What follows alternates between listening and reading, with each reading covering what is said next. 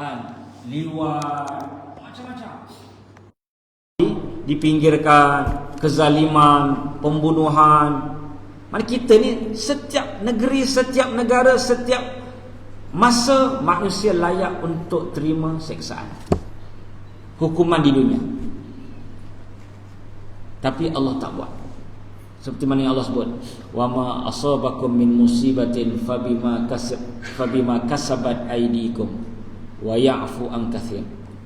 Apa saja musibah kerana dosa-dosa kamu. Tapi wa ya'fu an katsir. Di dunia banyak Allah tak hukum. Katsir, Allah maafkan. Allah akan tunggu kita pada hari kiamat kelak. Tapi ada sebahagian orang ni yang Allah hukum terus sebagai peringatan. Termasuklah Fir'aun yang Allah sebut fal yauma nunajjika bi badanika litakuna liman khalfaka ayah. Pada hari ini fal yauma, Tuhan kata nunajjika, kami selamatkan engkau wahai Fir'aun. Selamatkan badan. Nunajjika bi badanika, selamatkan badan kamu wahai Fir'aun. Sebab apa Allah selamatkan badan Fir'aun? Dia mana di Perancis ke? Di Perancis ya badan dia. Perancis kan? Yang ada kesan-kesan garam sebagainya. Itu menunjukkan mukjizat Quran. Pada hari ini kami selamatkan badan. Nyawa habis. Badan kamu selamat. Sampai sekarang badan Fir'aun masih ada. Sebab apa? Litakuna liman khalfaka ayah. Supaya ia menjadi tanda kekuasaan Allah Ta'ala bagi orang-orang khalfaka selepas zaman Fir'aun sampai ke hari ini. Itu tujuan Allah. Diambil sikit-sikit lah, dia tak banyak kan. Dia ambil sikit-sikit. Tsunami pun dah lama kan. Berapa tahun dah tsunami? 15? 10? Lebih 10 kan. Mana dia sikit-sikit lah. Dia sikit kan. Kalau gap lama sangat kan kita lupa. Dia pump sekali lama kan. Itu pun tak semua kan. Supaya jadi pengajaran agar kita berhati-hati. Kemudian kita masuk lembaran baru tentang kisah Musa dan Khidir. A'udzu minasyaitonir rajim. Wa idz qala Musa li fatahu la abrahu hatta ablugha majma'al bahraini aw amdi huquba. Jadi ini kisah Nabi Musa dan juga kisah berkenaan dengan Nabi Khidir, yang mana ulama-ulama ada beberapa pendapat tentang siapakah Musa di sini. Kita macam biasa kita tahu Musa ni Nabi Musa lah, tapi sebenarnya ada beberapa riwayat dan pendapat seperti mana disebut dalam kitab Qurtubi ni. Tapi jumhur ulama mengatakan Musa ni adalah Musa bin Imran, iaitu Musa Nabi Musa.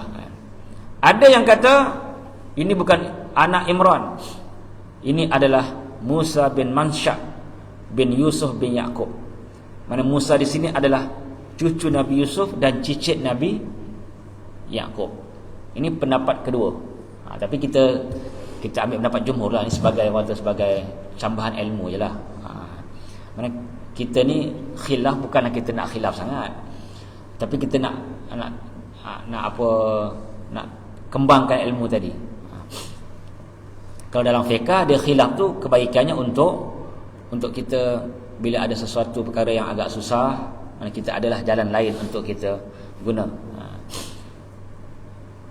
Dan Fatah, siapakah Fatah? Pemuda di situ. Jadi kata ulama wa fatahu Yusha' bin Nun. Fatah, pemuda dalam ayat tersebut adalah Yusha' bin Nun. Jadi ini cerita Nabi Musa. Wa idz qala Musa li fatahu, dan ingatlah ketika mana Nabi Musa berkata kepada pemudanya, iaitu sahabatnya ataupun pembantunya, iaitu Yusha' bin Nun, la abrah. Mana la abrah ni takkan berganjak. Perkataan la abrah banyak kali, tak banyaklah, adalah beberapa kali diulang dalam Quran. Ada dalam surah Yusuf, la abrahu hatta saya ingat ya zanadi. Sekejap saya Google lah. Dia menarik kisah ni kan. Tak ingat, saya pun Lupa ayat tengah-tengah.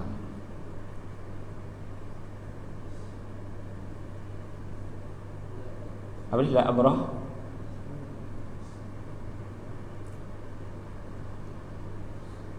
Surah Yusuf.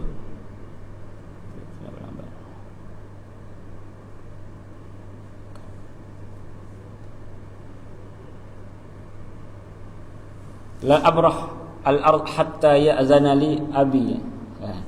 Ada imam ni, dia ni cerita sajalah, selingan kan. Dia baca surah Yusuf. Surah Yusuf lah. Maka la abrah ni takkan berganjak maknanya. Jadi dia baca sampailah ayat la abrah al-ardha hatta ya'zana li abi. Lepas tu dia lupa. Apa maksudnya? Aku takkan berganjak di atas muka bumi ini sehingga bapa aku izinkan aku. Dia ulang-ulang. Maknanya dia, jadi makmum pun bengang. Makmum macam karak lah. Takkanlah kita nak habis sembahyang tu ayah kau bagi izin baru habis sembahyang. Maksudnya sampai bila nak habis sembahyang? Dia ulang la abrah takkan berganjak hatta ya'zana li abi, sampai bapa aku bagi izin. Bapa kau datang baru habis sembahyang kau macam mana? Ini cerita betul. Tapi batallah sembahyang makmum tadi. Sebab dia marah sangat kan. Dia ulang-ulang tak ingat-ingat. Tak ingat habislah kan. Bacalah surah lain. Ini perkataan la abrah. Jadi la abrah ni takkan berganjak hatta ablugha majma'al bahrain. Ataupun maknanya di sini makna sentiasa. Di sini maknanya sentiasa berjalan. Terus bergerak. Terus bergerak. Maknanya la azal asir, sentiasa berjalan sampailah pertemuan dua laut. Kisah ni disebabkan ni dalam hadis Sahih Bukhari dan Muslim, inna Musa alaihissalam qama khatiban fi Bani Israel. Satu hari ini sebab nuzul, bukan sebab nuzul, cerita di sebalik Nabi Musa dan Khidir ni. Ada cerita dia lah, cerita kata bukan sebab nuzul, panggil apa kisah yang berlaku disebabkan satu perkara, tapi bukan sebab nuzul ayat. Sebab nuzul ayat berkaitan dengan Nabi dan juga para sahabat. Satu hari Nabi Musa qama khatiban fi Bani Israel. Nabi Musa berkhutbah kepada Bani Israel. Nabi Musa diutuskan untuk Bani Israel. Maka ada orang tanya, wahai Nabi Musa, siapakah orang yang paling alim di atas muka bumi ini? Ayun nas a'lam. Lalu Nabi Musa kata, aku. Nabi Musa ni dia ikut zahir lah, bukan tipu. Ikut zahir, apa yang terzahir. Siapa yang alim? Nabi Musa Nabi kan, Nabi yang diberi wahyu. Bukan Nabi Musa belagak ke, tapi cuma Allah tidak berkenan dengan jawapan dia. Bila sebut aku orang paling alim, fa'ataballah, maka Allah bukan murka, tapi lebih kepada Allah hukum dia kerana jawapan lain lagi baik. Nabi ni kita kena ingat, Nabi ni maksum. Mana ijma' ulama, sepakat ulama, Nabi maksum, Nabi tak buat dosa. Nabi Musa makan khuldi itu pun bukan dosa. Itu adalah sebagai ujian kepada Nabi Musa dan Hawa, sama ada untuk mereka kekal di syurga. Nabi Musa pula, Nabi Adam. Dah sebelum Ramadan ni dia pening-pening sikit. Nabi Adam alaihissalam sama ada kekal dalam syurga ataupun turun ke dunia. Macam kita masuk ujian lah. Tak lulus ujian berdosa tak? Tak berdosa. Lulus dapatlah lesen, lulus dapatlah masuk universiti, lulus dapatlah kerja. Tak lulus, tak ada orang kata kau ni tak lulus, berdosa, masuk penjara kan? Tak ada. Jadi itu ulama sebutlah.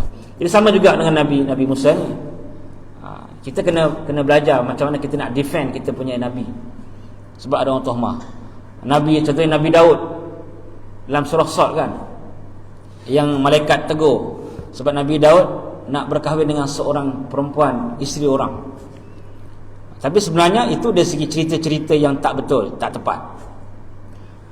Mana sebenarnya adalah lintasan hati. Lintasan hati Nabi Daud bila melihat seseorang yang cantik, dia isteri orang. Dia ada dua besi palsunya saya dah ceritakan.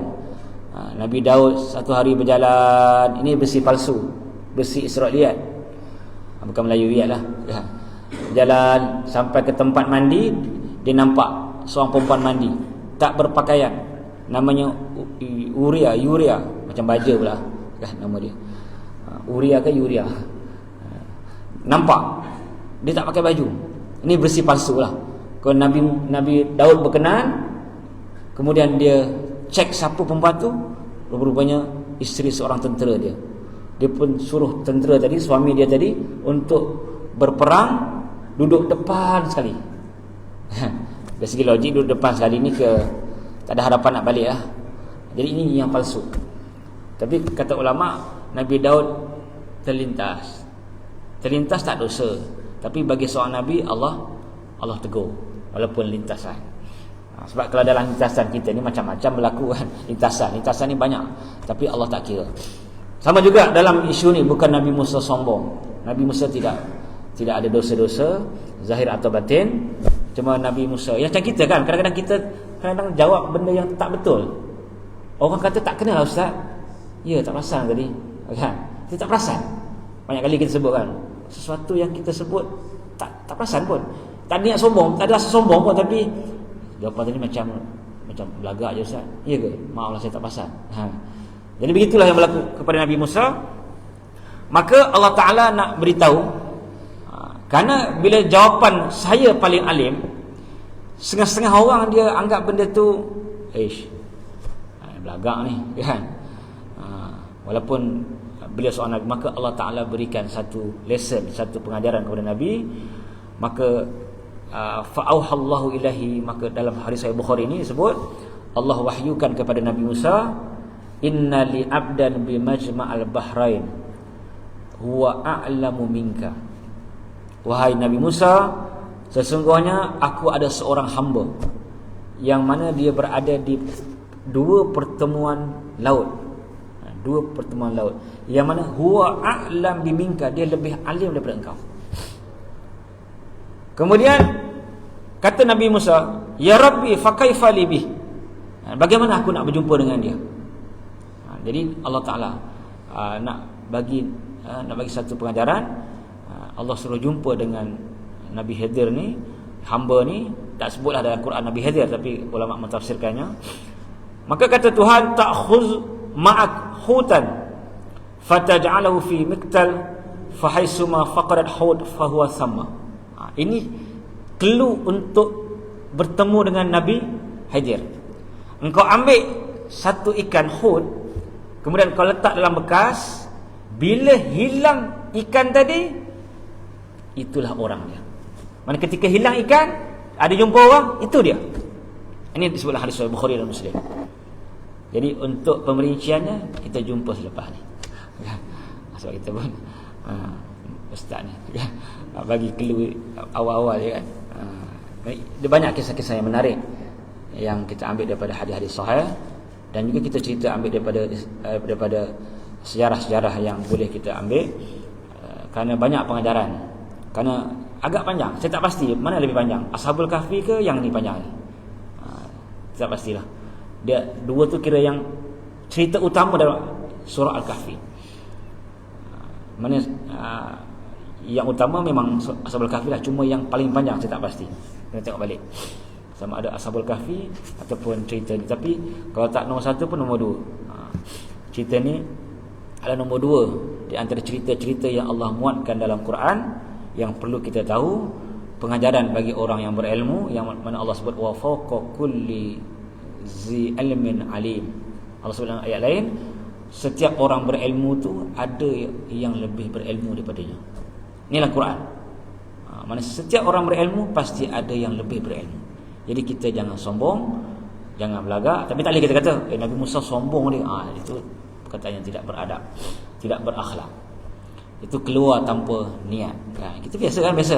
Aku tahulah benda ni tak niat sombong, tapi kita bila dah lepas tu kita sombong pula.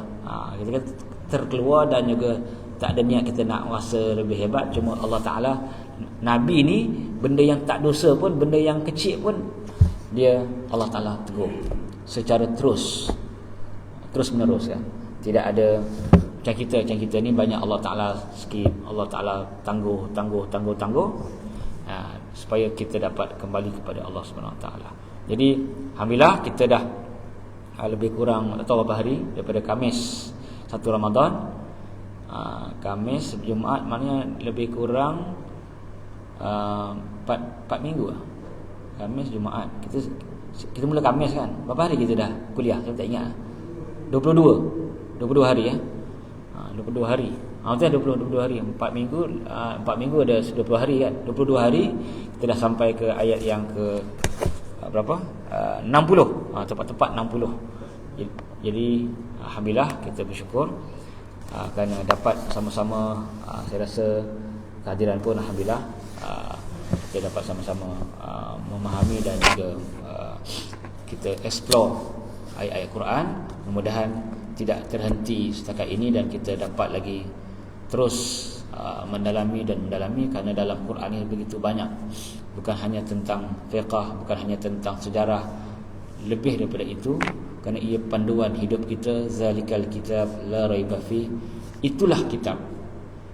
Kenapa disebut itu bukan ini? Zalika, kenapa tak hazal kitab?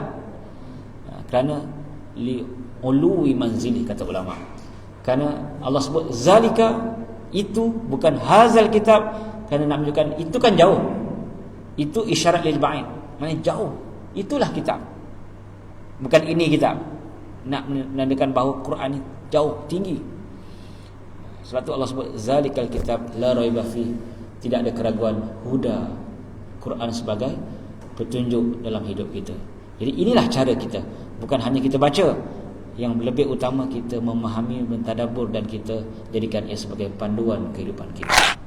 Jadi saya ucapkan terima kasih kepada pihak surau, kerana alhamdulillah saya pun tidak ada keuzuran untuk datang full kan, 22 hari datang alhamdulillah. Dan juga tuan-tuan pun yang dapat istiqamah alhamdulillah. Mudah-mudahan ada manfaatnya insya-Allah. Jadi saya mohon maaf atas kekurangan dan kesilapan.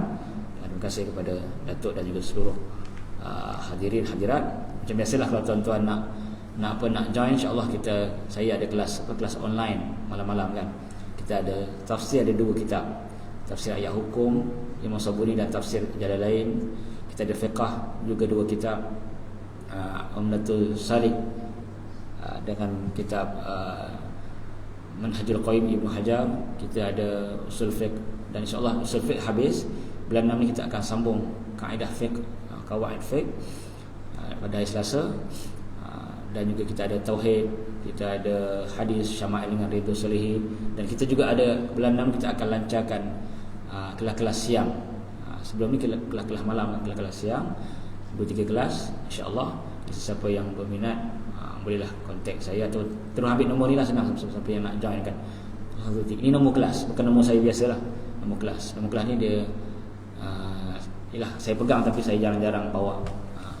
03 35, siapa yang nak join kelas ni guna Zoom ya. Zoom ada rakaman insya-Allah, ada nota. 03 35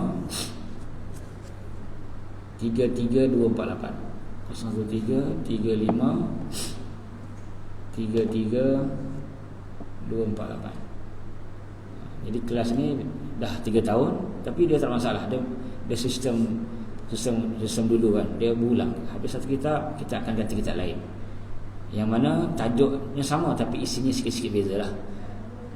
03 35 33248. Boleh? Laki ada, perempuan ada. Antara figure yang ada tu Datuk Pelakam salah, beliau ambil Selasa.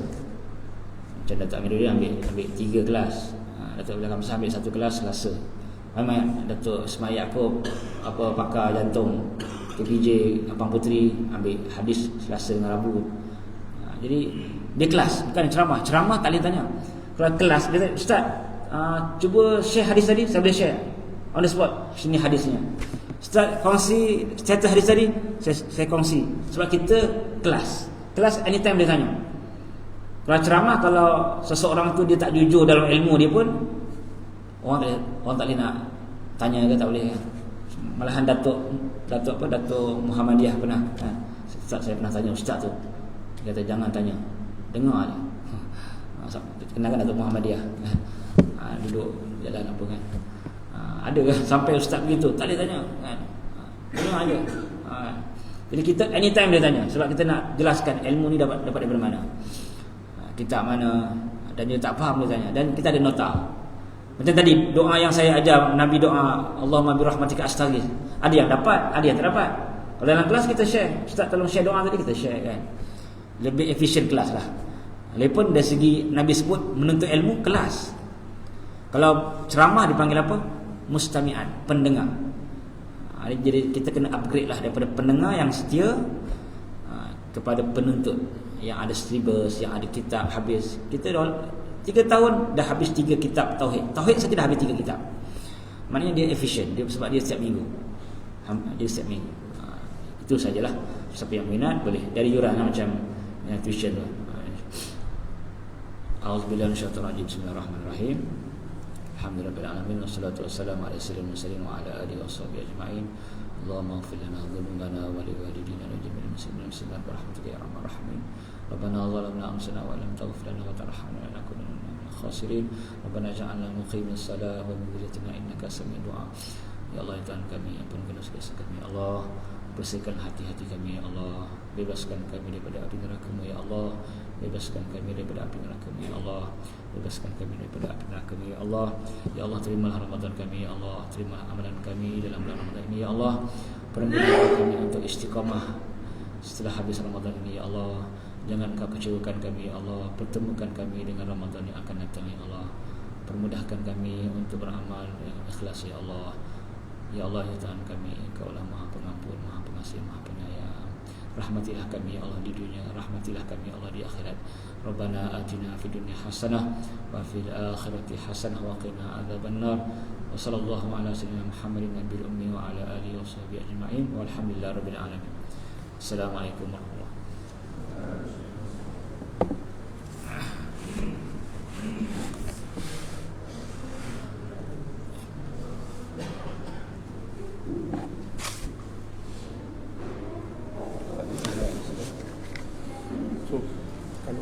Jemaah hari apa? Bila start? Tak boleh lah. Minggu ni tak boleh, minggu depan tak boleh lah. Tak boleh. 5 5 boleh. 5 Mei. Bulan Nanti cepat.